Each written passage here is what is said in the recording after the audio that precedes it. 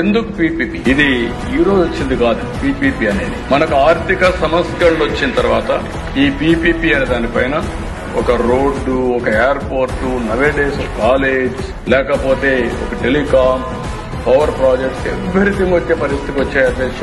ఇండియాలో మనం ఒక్కసారి చూస్తే మిక్స్డ్ ఎకానమీకి వెళ్ళాం కాబట్టి ప్రభుత్వ పెట్టుబడులు పెట్టాం. పెట్టిన పెట్టుబడులు ఫలితాలు రాలేదు.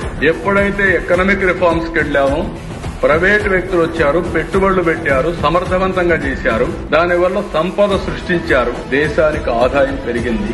ఈ రోజు సూపర్ జీఎస్టీ, సూపర్ సేవింగ్స్ వరకు వచ్చామంటే ఆ సమర్థతలో ఫలితాలు ఇవన్నీ వచ్చాయి. ఎకనామిక్ రిఫార్మ్స్ లో ఫలితాలు వచ్చాయి. క్వాలిటీ హెల్త్ కేర్ ఇంప్రూవ్ అవుతుంది, మెడికల్ ఎడ్యుకేషన్ ఇంప్రూవ్ అవుతుంది. మనం ఒక్కరమే కాదు, ఈ రోజు యూపీలో ఇచ్చారు, ఒరిస్సాలో, జార్ఖండ్, దేశం మొత్తం పీపీపీ మోడల్లో కాలేజెస్ ఇచ్చారు.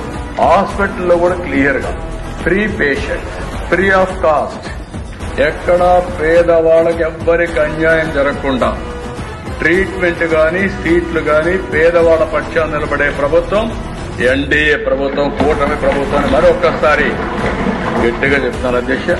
ఒక మోడల్ కింద సంపద సృష్టించాలి, ప్రజలకు మెరుగైన సౌకర్యాలు కల్పించాలి, తొందరగా అనుకున్న ప్రగతిని సాధించాలంటే పీపీపీ తప్ప వేరే మార్గం లేదు.